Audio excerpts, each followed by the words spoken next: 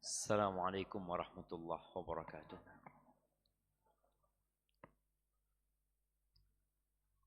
Alhamdulillah alladzi anzala alaina al-ma. Segala puji bagi Allah Jalla Jalaluh yang telah menurunkan buat kita air. Karena memang sejatinya segala sesuatu yang hidup itu diciptakan dari air. Tapi kita juga tahu pernah ada air dan mungkin akan ada air yang menjadi azab dan bala bagi suatu kaum. Maka kalau hujan turun, disunnahkan bagi kita untuk berdoa mengatakan Allahumma sayyiban nafi'an. Ya Allah, jadikan siraman yang bermanfaat. Sebagian kita kalau mendung kemudian turun hujan, itu dia mengeluh.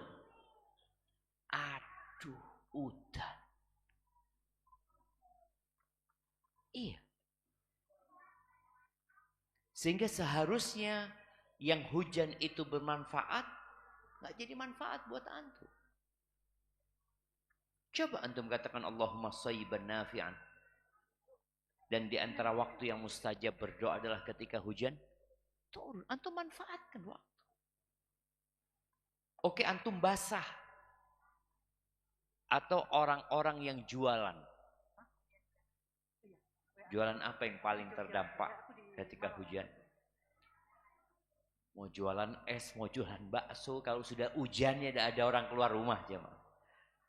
Tapi kalau pas dia jualannya siang hari es,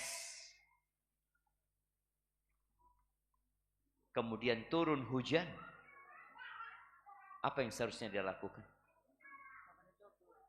Tetap berdoa Allahumma sayyiban nafi'an. Dan ketika musim hujan jualannya seharusnya diganti.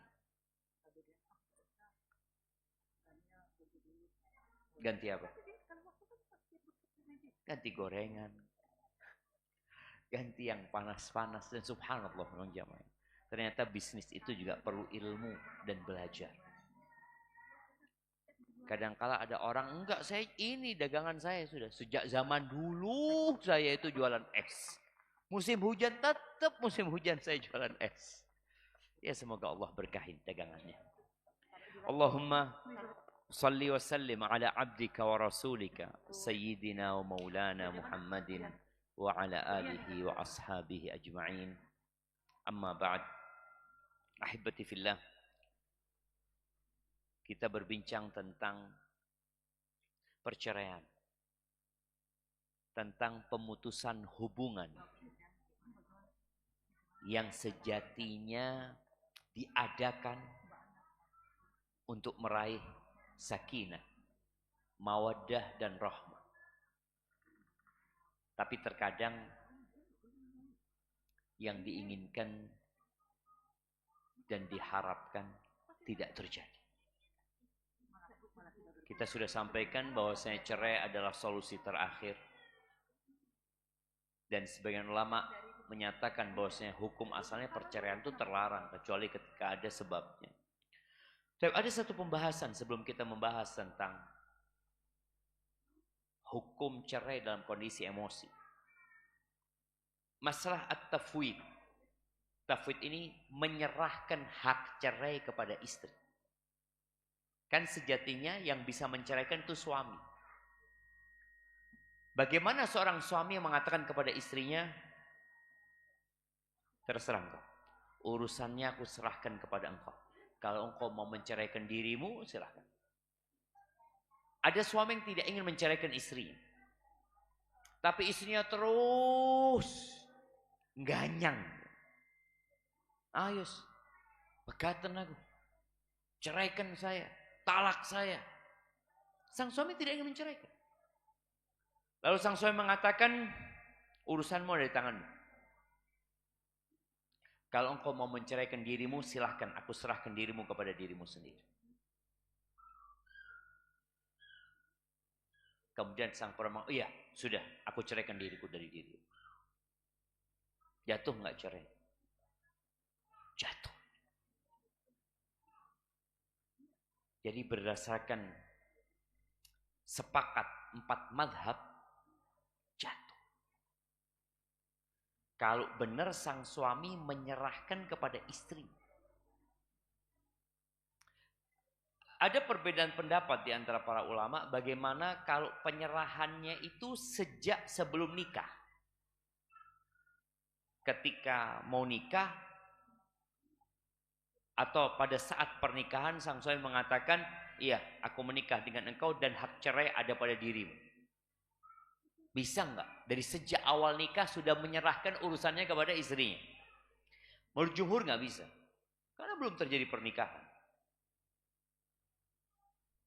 Dan jumhur ulama juga berpendapat ketika seorang suami menyerahkan hak cerai kepada istrinya, itu hanya berlaku di majelis itu selama suaminya belum mencabut haknya. Jadi kalau lagi ribut ya, satu majelis, enggak ceraikan aku. Kata sang suami, sudah aku serahkan urusanmu kepada dirimu sendiri, engkau mau menceraikan dirimu silahkan.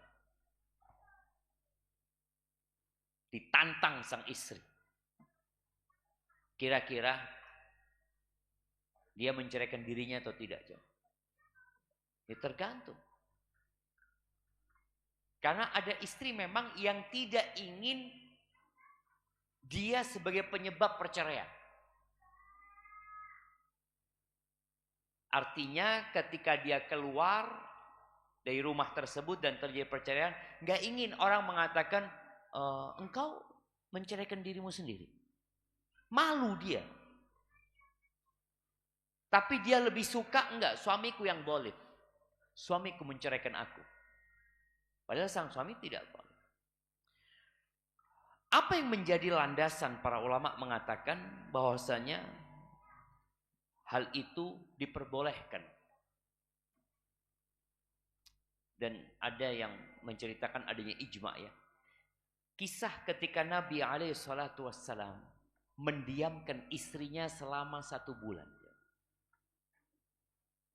Jadi kadangkala memang ada perempuan-perempuan ini yang perlu dididik. Tugas para suami ini, dia boleh jadi dapat istri yang kurang lurus. Bukan kurang lurus ya. Semua perempuan gak ada yang lurus gitu. Semuanya bengkok. Tapi mungkin dia dapat istri yang adabnya kurang. Atau banyak tuntutan. Akhirnya sang suami mendiamkan istrinya. Pisah ranjang setelah dikasih nasihat gak mau pisah ranjang. Setelah itu kok dilihat gak ada perubahan di istrinya. Boleh jadi antum memberikan pilihan kepada istri antum. Anti mau terus hidup sama anak. Atau anti memilih untuk kembali kepada orang tua anti. Kasih pilihan istri. Dan Nabi SAW setelah sebulan beliau bersumpah untuk tidak mendekati istrinya. Setelah selesai 29 hari beliau mendatangi istrinya satu persatu. Membacakan firman Allah di surat Al-Ahzab ayat 28-29.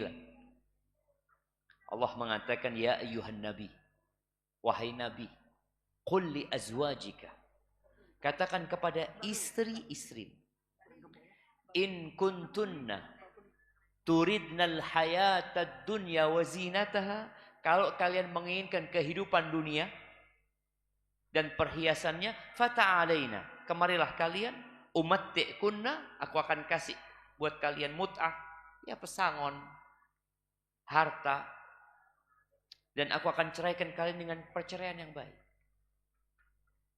Ini pilihan pertama. Pilihan kedua, wa in kuntunna turidnallaha wa rasulahu, kalau kalian menginginkan Allah dan Rasulnya, wa daral akhirah, dan negeri akhirat, yang ingin Allah, yang ingin Rasulnya, yang ingin daral akhirah, itu perlu berjuang. Karena jalan menuju surga itu terjal. Nggak enak disuruh nurut sama suami, taat sama suami. Makanya banyak perempuan itu ngeyel kalau dikasih tahu. Bang, aku mau datang kajian bang. Kata suaminya, janganlah, hujan itu. Ayolah bang, kajian bang. Hujan. Ilmu bang. Terus panjang. Padahal seharusnya dia mengatakan sami'na wa ata'na. Kalau mau merayu nggak apa-apa. Karena ada suami-suami yang memang butuh dirayu. Tapi dengan bahasa yang indah. Tapi kalau suaminya melarang sesuatu, ya sudah sami'na wa ata'na. Baik, pilihan kedua tadi, kalau kalian menginginkan Allah dan Rasulnya dan kehidupan akhirat, maka sesungguhnya Allah, fa innallaha a'adda lil muhsinati minkunna ajran 'azim. Allah menyediakan pahala yang besar buat orang-orang yang berbuat baik di antara kalian. Aisyah menceritakan, khayyarana Rasulullah sallallahu alaihi wasallam, Nabi alaihi salatu wasallam memberikan pilihan kepada kami. Tadi, bercerai atau tetap bersama Nabi sallallahu alaihi wasallam. Fakhtarnallaha wa rasulahu. Kami kemudian memilih Allah dan Rasul. Dan Nabi menganggap hal itu ya bukan apa-apa. Yang memang pilihan. Boleh seorang suami memberikan pilihan kepada istrinya, menyerahkan urusan kepada istrinya. Udah terserah kau. Engkau mau menceraikan dirimu, aku serahkan kepadamu dirimu sendiri. Tapi bagi para suami, hendaklah tidak sembarangan melakukan tafwid, serah terima cerai ini. Karena ada perempuan-perempuan yang agamanya kurang. Yang kita sebagai suami bertugas untuk mendidik dia sebenarnya. Baik, bicara menceraikan dalam kondisi emosi.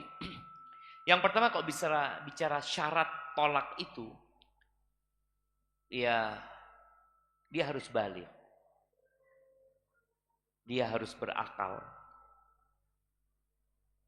Dan bukan dipaksa. Jadi jumhur ulama berpendapat bahwasanya nggak sah kalau anak-anak kecil yang belum balik menceraikan istri. Walaupun sebagian berpendapat kalau anak itu mumayyiz, kok bisa anak kecil nikah jemaah? Iya, dulu ada jemaah. Jadi anak ini dinikahkan sama bapaknya. Ya di negeri kita pun sepertinya pernah terjadi yang seperti itu. Wes kawin no anaknya. Ini sama-sama yang satu umur 7 tahun, yang perempuan umur 3 tahun. Sudah ya nikahkan ya? Iya, jadi sudah dinikah. Kan walinya. Kan bisa diwakilkan, nikah nih. Tapi nggak kumpul jemaah, cuma sudah suami istri. Maka jumhur ulama dari Hanafiyah, Malikiyah dan Syafi'iyah berkata, oh saya nggak bisa. Artinya nggak sah kalau seorang anak yang belum balik menceraikan istrinya. Syarat yang kedua akal. Ini berkaitan dengan emosi tadi, akal. Maka tolak dari orang gila itu nggak sah. Mungkinkah orang gila menceraikan istrinya? Boleh jadi. Kadangkala gila itu terjadi setelah pilkada. Mungkin loh jemaah, katanya ada orang yang stres ya, depresi. Anak ingat kejadian berapa tahun yang lalu setelah pilkada itu ada yang naik tower. Wes edan. Turun kata dia, enggak saya mau naik. Entah pura-pura gila atau gila sungguhan, wallahu a'lam. Tapi tolak dari orang gila, mau ini orang naik tower ya, habis pilkada kalah dia naik tower. Wes, bojoku tak pegat. Aku ceraikan istriku. Sah nggak perceraian dia? Jatuh jemaah kalau dia pura-pura gila. Kalau dia gila beneran, makanya kan kadang-kala apabila terjadi sesuatu, itu dibawa ke psikiater, psikolog atau ya, untuk dicek. Enggak, dia ini ada gangguan kejiwaan enggak? Ternyata, iya memang dia ada kegangguan kejiwaan. Ya ketika orang akalnya tidak ada, maka nggak bisa dia menceraikan.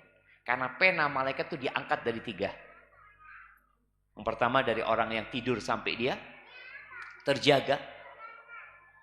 Memangnya orang tidur, mungkinkah menceraikan istrinya? Mungkin.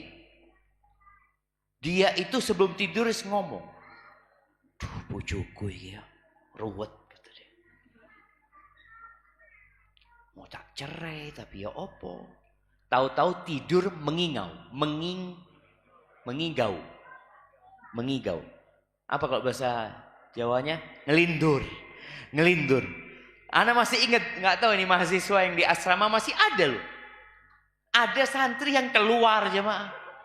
Ngomong sendiri. Terus masuk kamar tidur lagi. Ada seperti itu. Anak merasakan di pondok itu ada yang keluar nanti ya. Dia liatin orang-orang. Terus nanti tahu-tahu di atas kasurnya, jangan rek, ojo rek, anu. Itu kalau dia menceraikan istrinya dalam kondisi ngelindur tadi, nggak sah. Kemudian orang gila sampai dia sadar dan anak kecil sampai dia balik, dia besar. Ada pembahasan juga berkaitan dengan akal ini. Bagaimana hukum tolak orang yang kena sihir. Karena kita tahu di antara sihir yang dilakukan oleh manusia itu tujuannya memang memisahkan antara suami istri. Perlu membahas apabila sihirnya itu mempengaruhi akalnya. Sampai yang berbicara itu boleh jadi bukan dirinya. Kita tahu ya orang yang kena sihir kadang-kala ngomong bukan suara dia. Bukan. Matanya, pandangannya, enggak, ini bukan dia. Yang dia kurus ya mah. Tahu-tahu 6 orang megangi. Diuntal loh katanya. Bukan dia kena sihir. Orang yang kena sihir dan betul bahwa akalnya tidak ada bersama dia ketika dia menceraikan istrinya, maka nggak jatuh. Karena tadi syarat menceraikan itu akal, ada akalnya. Tapi kalau orang kena sihir, tapi dia sadar dengan dia ucapkan, kan ada orang kena sihir, sihirnya itu ya membuat dia benci sama istrinya. Gak seneng lihat istrinya. Apalagi lihat mertuanya, kepingin dia untal mertuanya. Iya, ada orang yang benci. Tapi akalnya gak sampai hilang. Maka kalau dia menceraikan, jatuh cerai. Intinya akal dia, apakah ada bersama dia? Apakah sedang tertutupi sehingga dia tidak sadar? Maka keabsahan tolaknya itu tergantung dengan keberadaan akalnya. Nah, kita masuk ke pembahasan hukum cerai orang yang marah. Talaqul ghadban. Orang kalau marah itu jelek jemaah. Makanya kalau ada orang marah di video, setelah itu videonya ditunjukkan, ini loh, engkau tadi marah. Siapa ini kata dia? Masa kata dia? Iya engkau. Bagaimana orang ketika marah bisa membunuh? Dia bunuh orang itu. Ada seorang wanita yang tahu suaminya kawin lagi. Kemudian suaminya tidur, disiram bensin, diobong. Ada. Sampai mati suaminya. Kemudian dia menyesal. Pokoknya orang kalau sudah marah itu ya dikuasai sama syaitan. Bagaimana hukum tolak orang yang marah?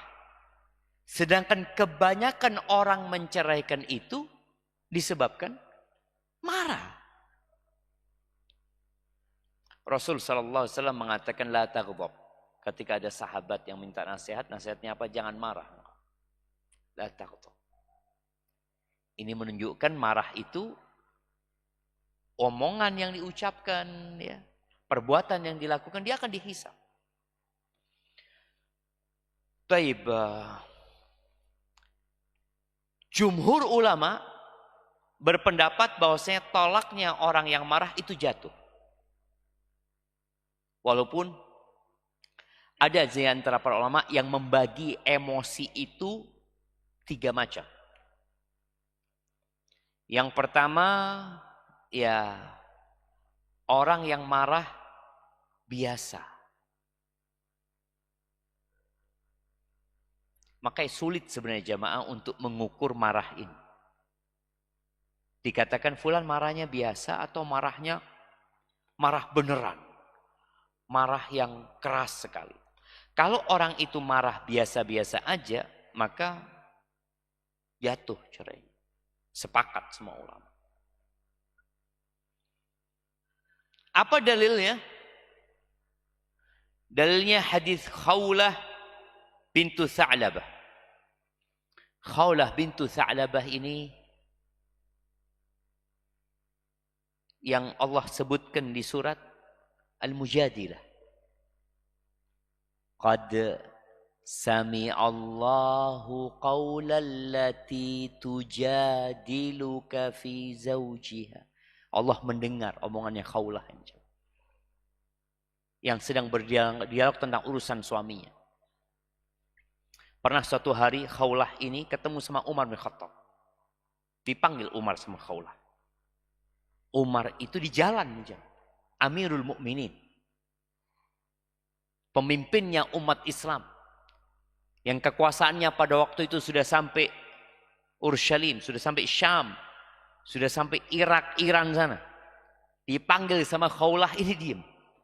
Sampai orang-orang heran, Umar yang keras biasanya, yang tegas seperti ini, dipanggil Khawlah, dengar dikasih nasihat sama Khawlah. Ketika sudah selesai, Khawlah pergi.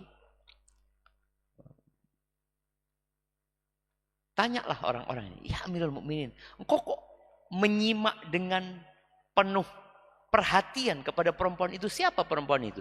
Gimana aku nggak mau mendengarkan dia? Allah aja dengar omongannya dia.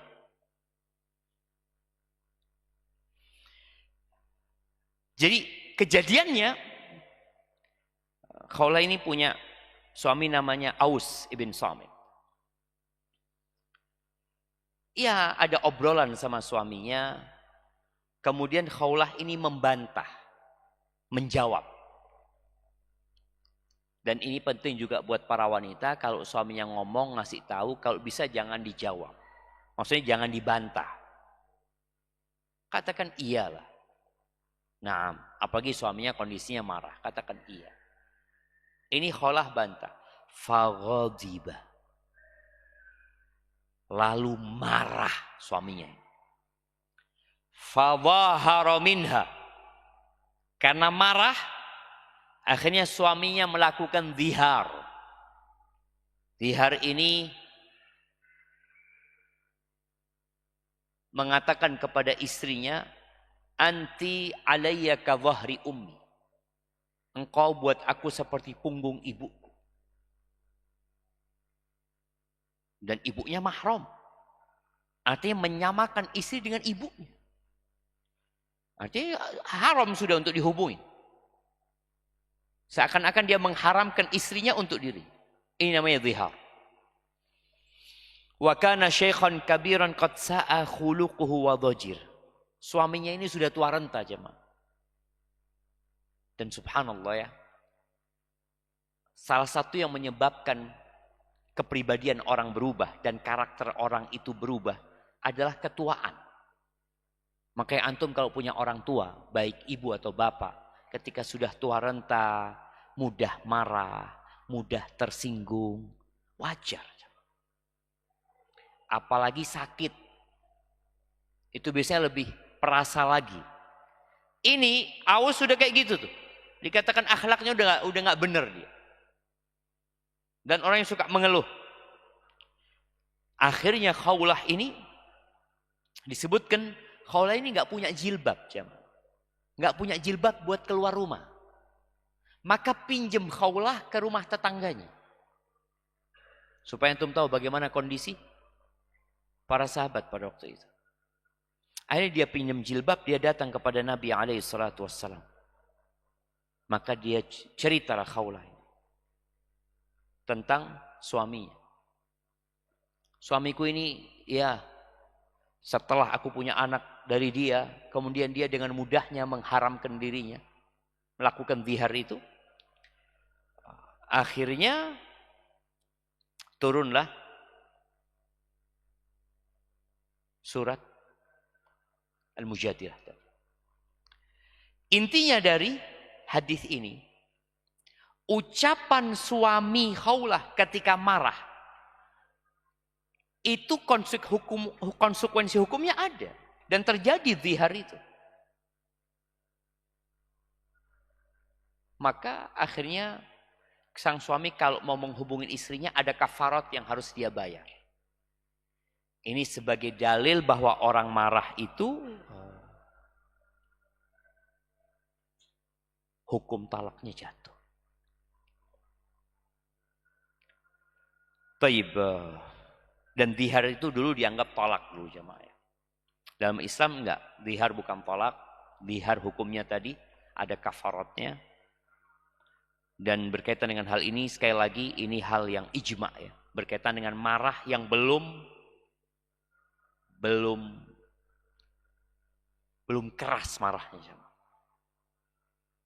Ya tadi kan dia omongin gitu marah langsung dia mengatakan anti alaika wahri ummi. Taib. Yang kedua, marah yang sampai membuat akalnya hilang. Ada orang marah itu sampai nggak sadar. Apa bukti kalau akalnya dia nggak ada bersama dia? Dia nggak sadar, dia ngelempar sini, ngelempar sana, teriak-teriak. Kemudian dia mengatakan, aku ceraikan engkau 1.000.000 kali. Sudah. Sang istri akhirnya pulang ke rumah orang tuanya. Sang suami sadar, istriku mana? Duh, istrimu mana? Sudah kau ceraikan? Loh enggak, aku nggak nyeraikan istriku. Jadi dia benar-benar nggak sadar dengan yang dia ucapkan. Marah yang sampai puncaknya ini, yang sampai membuat akal itu hilang, seperti orang mabuk jemaah. Maka ulama sepakat nggak jatuh. Nggak jatuh. Kenapa? Karena akalnya nggak ada bersama dia. Maka dia dihukumi seperti orang gila. Dan ini ada yang menukil ijma bahwasanya orang yang marah sampai tertutup akalnya itu seperti orang gila sehingga nggak jatuh cerainya. Taib yang diperselisihkan oleh para ulama, orang yang marah sampai tingkat kemarahan yang lumayan dahsyat tapi nggak sampai akalnya hilang. Dia sadar. Dia menceraikan istrinya dalam kondisi marah yang memuncak tapi dia sadar. Aku ceraikan engkau. Ya namanya orang marah. Dia mungkin sambil menahan diri ingin melakukan KDRT sama istrinya. Tapi dia tahan akhirnya dia ngomong. Dia menceraikan istrinya. Ini permasalahan yang diperselisihkan. Tapi 4 madhab sepakat jatuh. Jadi marah yang biasa, marah yang tengah-tengah ini, itu jatuh. Yang nggak jatuh itu marah yang menutup akal. Karena banyak orang-orang akhirnya cari fatwa. Supaya talak yang dia ucapkan itu tidak sah. Dia berdalih mengatakan, saya marah waktu itu Pak Ustadz. Marah yang mana? Ini kan tadi standar marah yang mana itu yang sulit untuk ditetapkan. Kalau marah yang sampai puncaknya saya nggak sadar dengan saya ucapkan, nggak jatuh. Tapi kalau marah, ya saya marah, saya sadar gitu Ustaz, bahwa saya menceraikan istri saya. Tapi saya nggak kuat Ustaz, nahan diri Ustaz.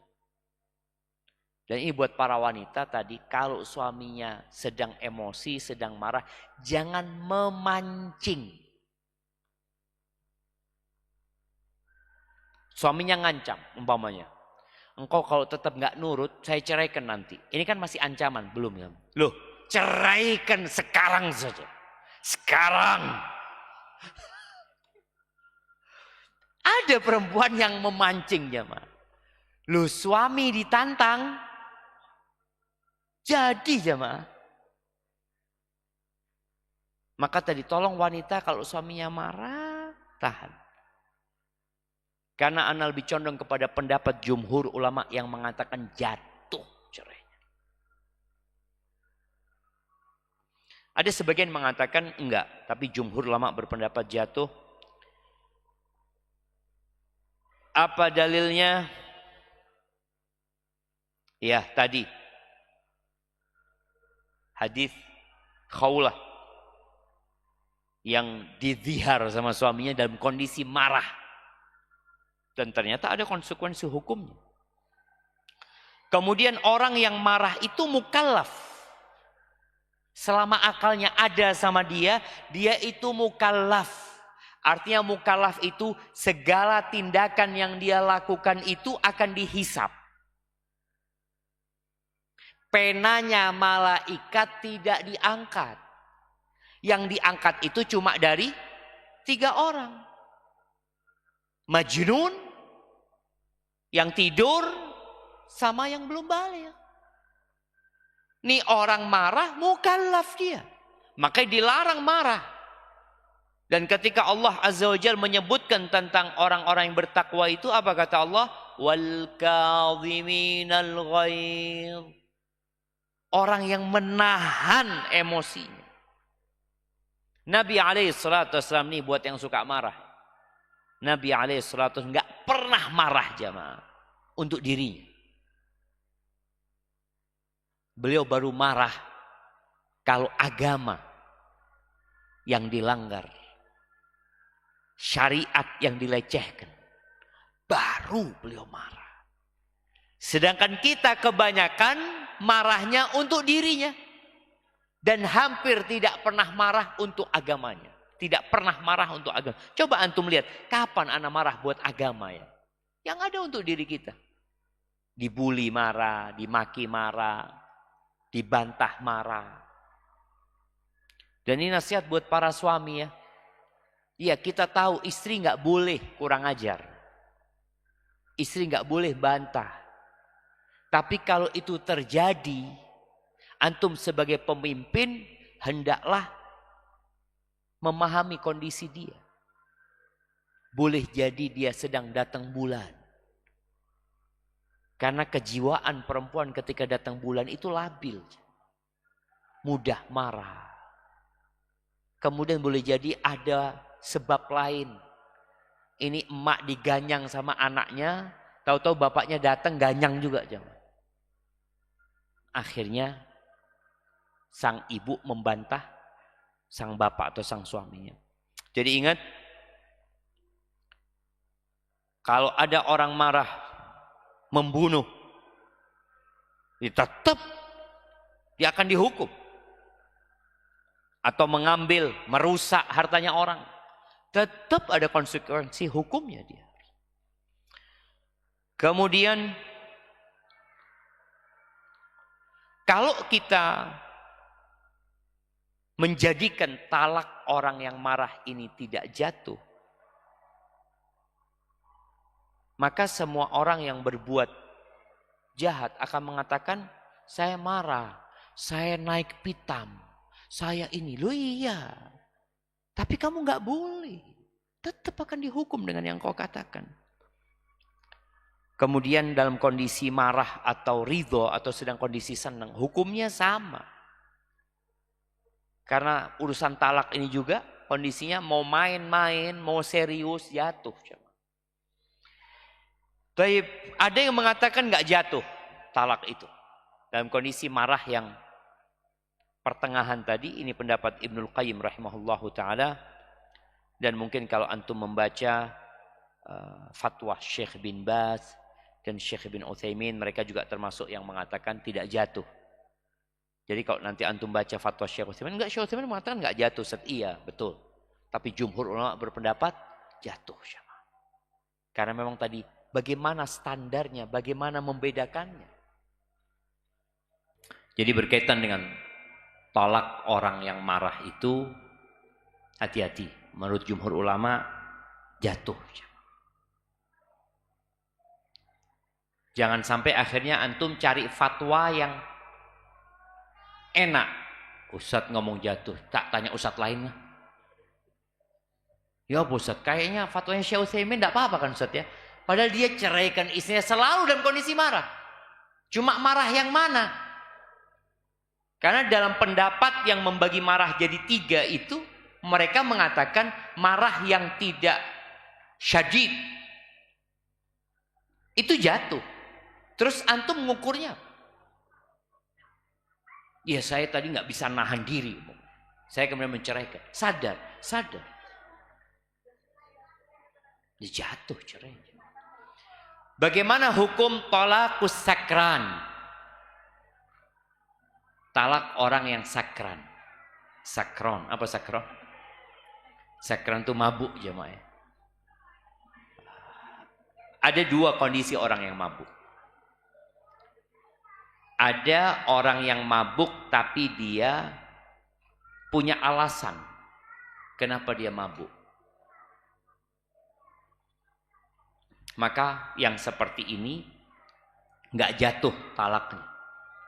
Orang yang umpamanya dikasih minuman, dipaksa untuk minum,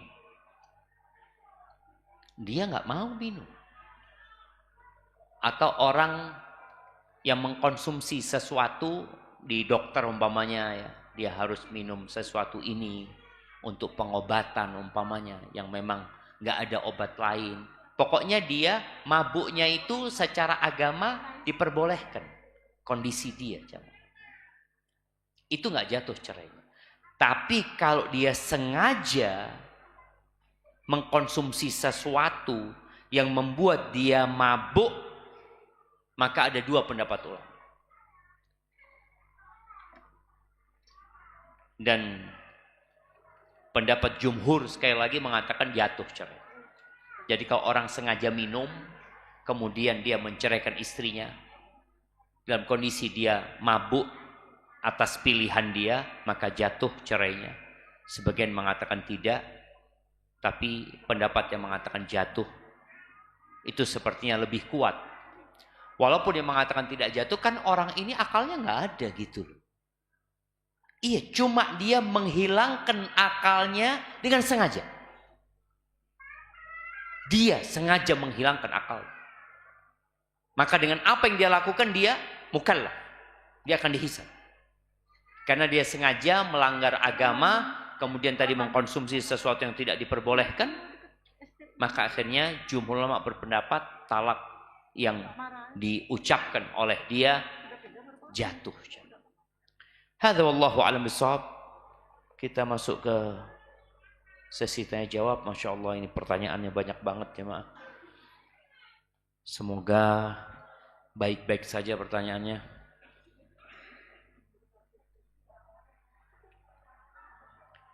Assalamualaikum Ustaz, saya ibu dari 2 anak.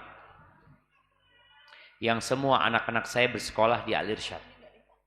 Saat ini saya dan anak-anak saya sedang ditinggal pergi tanpa pamit oleh suami. Tanpa pamit oleh suami saya yang ikut jamaah tabligh ke Pakistan. Hal ini sudah kedua kalinya dilakukan oleh suami saya dan saya tidak ingin ada yang ketiga kalinya. Apa harus saya lakukan untuk menghentikan kezaliman yang suami saya lakukan serta amalan apa yang membuat suami saya kembali ke sunnah?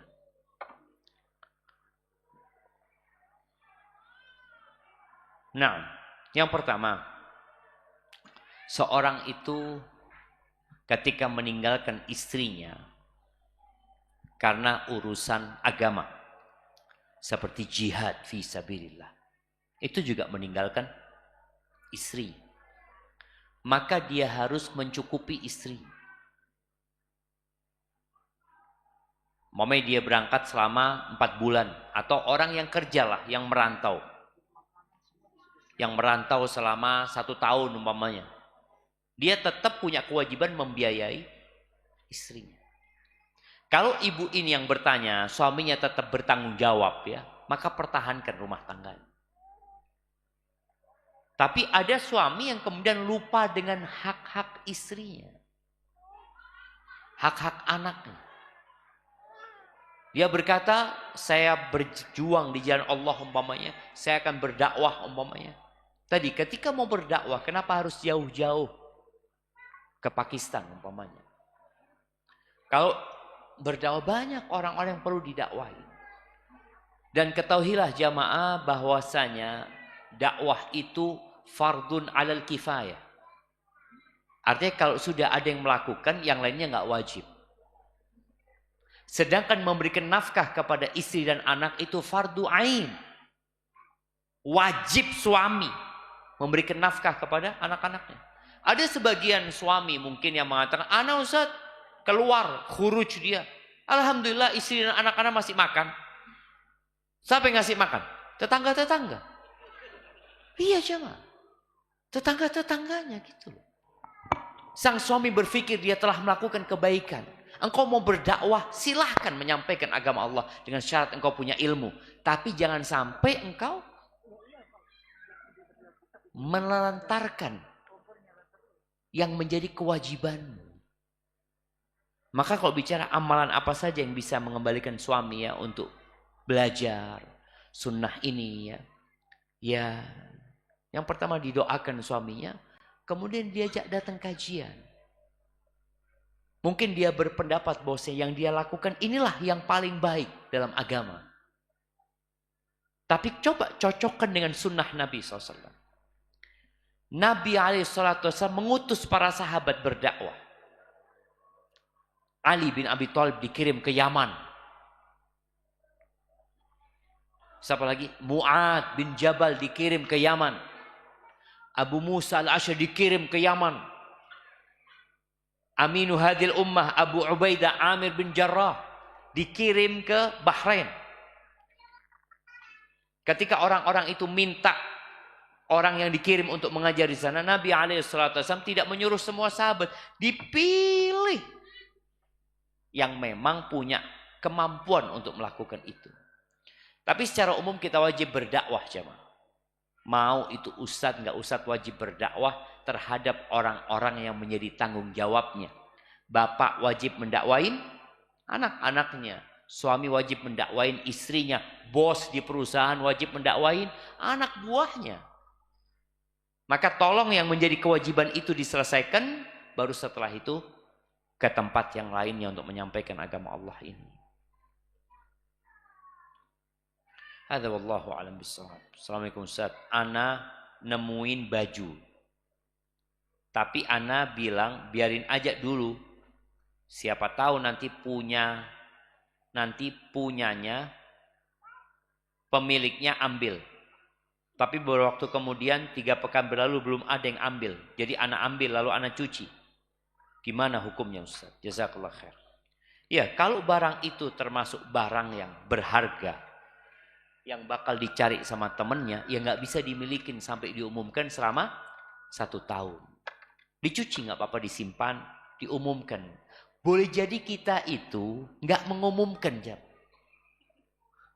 Baju itu di sana, orang ini nyariin, nggak tahu di mana bajunya. Antum tidak memberikan informasi. Antum biarkan situ, kita tunggu. Loh enggak. Antum kalau memang antum ingin memilikinya atau ingin menggunakannya, antum umumkan dulu. Foto, mamanya sekarang sudah nggak perlu lagi mengumumkan di Kalau dulu kan mengumumkan di tempat-tempat kumpulnya orang, sekarang diumumkan di mana? Status antum. Di medsos diumumkan. Ditunggu sampai 1 tahun. Kalau memang bajunya itu baju yang berharga. Tapi memang ada orang-orang yang bajunya ya dia sudah nggak dicari, apalagi sudah jatuh kena tanah ini memang sengaja ditinggal. Maka tetap kalau antum tahu baju itu berharga, diumumkan dulu. Jangan kemudian antum pakai. Hadza wallahu a'lam bishawab. Bismillah, ahsanallahu ilaikum Ustaz. Izin bertanya, ana seorang ikhwan yang insya Allah akan menikah. Calon istri ana menginginkan jika setelah menikah ingin pakai cincin apa? Couple ya. Cincin sepasang. Yang mana ana dan istri ana memakai sebagai tanda kalau kita sudah menikah. Kalau memakai tanpa ada keyakinan apapun, hanya sekedar pakai saja sebagai tanda kita sudah menikah. Yang ana tahu kalau seorang istri bebas saja pakai perhiasan. Namun dalam kasus ini dipakai untuk kedua suami istri. Dan cincin itu dipakai beberapa hari setelah akad. Mohon jawabannya Ustaz. Iya, berkaitan dengan cincin itu. Boleh pakai cincin, bebas jamaah. Cuma yang jadi masalah ketika tadi disebutkan kita mengikuti tradisi orang-orang non-muslim. Atau kita memiliki keyakinan. Keyakinannya tadi disebutkan kan. Keyakinannya pakai itu sebagai tanda sudah menikah. Dan gak boleh dilepas. Kalau dilepas, berbahaya dengan pernikahan. Berarti kan ada keyakinan. Makanya sang suami, kadangkala cincin itu nggak enak. Namanya orang pakai cincin, capek dia lepas, dia taruh. Istrinya tanya, Mas, mana cincinnya Mas? Jangan dilepas tuh Mas. Ini yang membahayakan. Tapi kalau sekedar mau pakai cincin sebagai kenang-kenangan, fadhol. Tapi kalau sebagai tanda sudah menikah, sehingga orang-orang itu kan dibaratkan, kalau ada yang godain, umpamanya, dia nunjukkan, oh sudah nikah. Apakah itu memang tanda jamaah? Jadi tadi yang, kalau bicara cincin sekedar memang dipakai sebagai kenang-kenangan pemberian dari suami, istri, nggak ada masalah. Tapi kalau tadi ada keyakinan sehingga harus dipakai selalu, kalau diletakkan ada sebagai tanda buruk nantinya, ada unsur tatoyur nanti di sana, maka tidak diperbolehkan. Barakallahu fikum. Ini panjang banget jemaah. Iya, kesempatan bertanya langsung buat akhwat. Aduh, takut kan kalau akhwat yang tanya. Iya, mak-mak kalau mau tanya. Tapi sebelum mak-mak tanya, anak akan bacakan pertanyaan yang panjang. Ustadz, jika pertanyaan anak agak panjang, bukan agak panjang, panjang sekali. Karena ini sangat penting bagi anak. Ahsanallahu ilaikum Ustadz. Bagaimana cara menjaga identitas diri sebagai seorang muslim ketika anak sering menghadapi pelecehan dari orang lain terkait penampilan fisik anak, seperti dipanggil seksi atau bahkan cewek oleh teman, jamaah dan sebagian asatidah di ponpes dulu. Padahal anak ikhwan. Semoga Allah mengampuni mereka yang ketawa. Antum jangan ketawa. Semoga Allah mengampuni mereka yang ketawa. Jujur, ana sebenarnya bukan orang yang suka marah atau emosi. Tetapi karena pelecehan seperti itu, ana merasa perlu berbicara tegas kepada siapapun yang bersikap tidak hormat, baik mereka yang melecehkan ana di ponpes dulu maupun siapapun dan dimanapun. Namun mereka tidak memahami trauma yang anak alami. Sering menuduh anak kurang ajar atau tidak punya sopan santun ketika anak berbicara tegas. Semoga Allah ampuni mereka yang ketawa. Jika anak berbicara lembut, mereka malah mengejek dengan sebutan kelembutan wanita. Atau bahkan berkata, jadi nafsu nih. Allahu Akbar. Semoga Allah mengampuni mereka yang ketawa. Saat anak mencoba menegaskan sikap, Mereka malah mengejek dengan nada menghina seperti oh. Ini membuat ana merasa frustasi. Sampai terkadang muncul keinginan agar mata mereka yang berprasangka buruk itu tak lagi bisa melihat. Semoga Allah mengampuni mereka. Bahkan ketika ana berbicara tentang akhwat, hal yang wajar jika seorang ikhwah tertarik kepada akhwat, mereka justru bermuka masam. Ana sudah paham bagaimana pandangan nafsu ikhwan kepada ana. Karena ana bukan seperti akhwat yang tidak merasa dipandang nafsu oleh ikhwan. Apa nih jemaah? Bagaimana langkah yang tepat untuk menetapkan batasan menghargai diri sendiri dan menghadapi mereka yang tidak menghormati di lingkungan sosial. Karena ana khawatir kejadian seperti ini berulang di kampus ini. Taib, jemaah rahimakumullah. Sepertinya ana pernah mengalami masalah yang sama. Ana dulu waktu masuk pondok, ana itu pernah sakit hati. Ketika ana lagi sampai hari ini ana ingat ya. Ana ingat orangnya, tempatnya, dan waktunya. Ana ketika lagi ngambil makanan, ada seorang perempuan yang sedang mengirimkan makanan buat abangnya atau buat adiknya ke pondok, dikirimin. Lalu dia ngomong sama saudaranya ini. Siapa Min? Mak Ratin, kata dia. Itu bahasa Madura. Siapa Min, katanya. Kok ayu anak ini, katanya. Loh, kita lanang dibilang ayu jemaah. Loro hati kan jemaah. Sejak itu akhirnya ana ikut bela diri. Iya, artinya tadi bicara jati diri, ana harus menunjukkan ana ini laki. Ana ikut bela diri, ana ikut lomba, ana fitness, olahraga. Yang akhirnya hilang betul jemaah.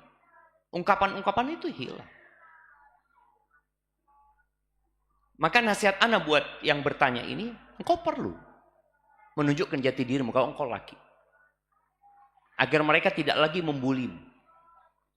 Maka usahakan mulai saat ini, tadi engkau berolahraga, engkau olahraga main bola bersama yang laki-laki ya, kemudian ikut bela diri, kemudian jaga tubuhmu seperti itu. Kemudian bicara ngomong sama orang.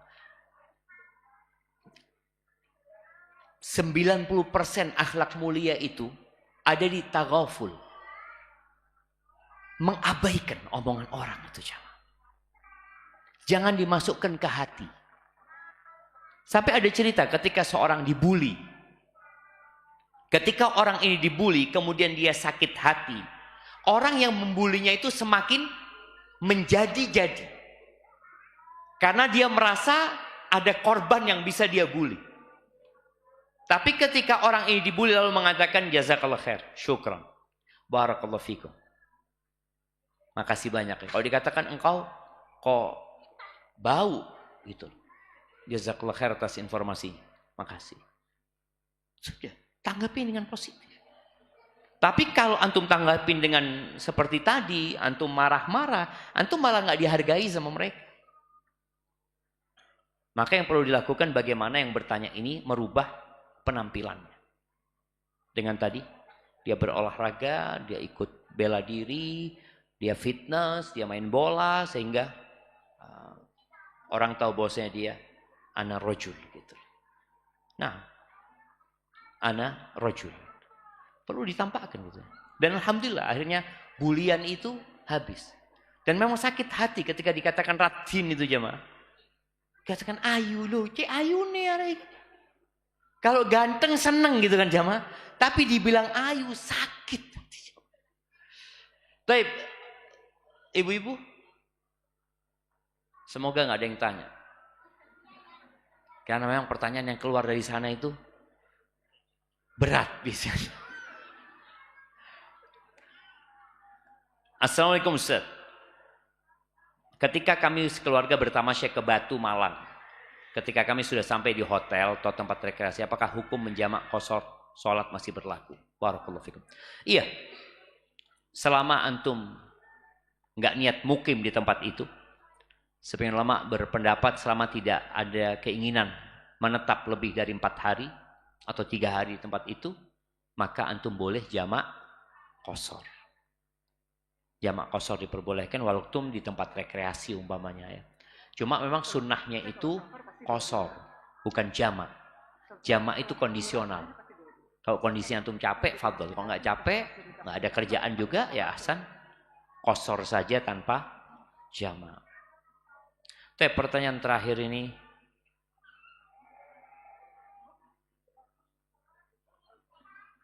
Izin bertanya. Hadis tentang kullu ummati mu'afan illal mujahirin. Semua umatku dimaafkan, diampuni kecuali orang-orang yang berbuat dosa terang-terangan. Lantas bagaimana Ustaz dengan surat An-Nahl yang artinya kemudian sesungguhnya Tuhanmu mengampuni orang-orang yang mengerjakan kesalahan karena kebodohan. Kemudian mereka bertobat. Setelah itu memperbaiki dirinya. Sungguh Tuhanmu setelah itu benar-benar maha pengampun dan penyayang. Apakah kita jika sudah terlanjur membuat dosa terang-terangan kemudian bertobat, apa kita tidak akan mendapatkan ampunan seperti hadis di atas? Atau Allah Subhanahu wa taala mengampuni seperti di An-Nahl? Ahibati fillah, hadis yang pertama itu berkaitan dengan orang yang tidak bertobat. Kullu ummati mu'afan illal mujahirin. Artinya seorang yang berbuat dosa itu masih ada kesempatan untuk diampuni sama Allah walaupun dia nggak tobat. Dosa yang tidak diampuni sama Allah cuma syirik. Nah, orang yang berbuat dosa terang-terangan itu berpotensi untuk tidak diampuni. Artinya dia akan dihukum dan dimasukkan ke neraka walaupun tidak kekal di dalamnya. Namun kalau bertobat, Allah mengatakan innallaha yaghfirudz dzunuba jami'a. Allah mengampuni semua dosa. Kalau orang bertobat, mau syirik pun kalau bertobat diampuni. Jadi kalau seorang pernah berbuat dosa terang-terangan kemudian dia menyesal dan bertobat, Allah akan terima taubat dia. Tapi kalau tadi ada orang berbuat dosa sembunyi-sembunyi, kemudian dia nggak bertobat, jemaah, sampai meninggal dia nggak bertobat, mungkinkah dia diampuni? Mungkin masih. Mungkin. Tahtal masyiah. Kalau Allah ingin ampuni, Allah ampuni. Jadi kesempatan untuk diampuni masih ada. Hadza wallahu a'lam bissawab. Subhanakallahumma wa bihamdika asyhadu an la ilaha illa anta astaghfiruka wa atubu ilaik. Assalamualaikum warahmatullahi wabarakatuh.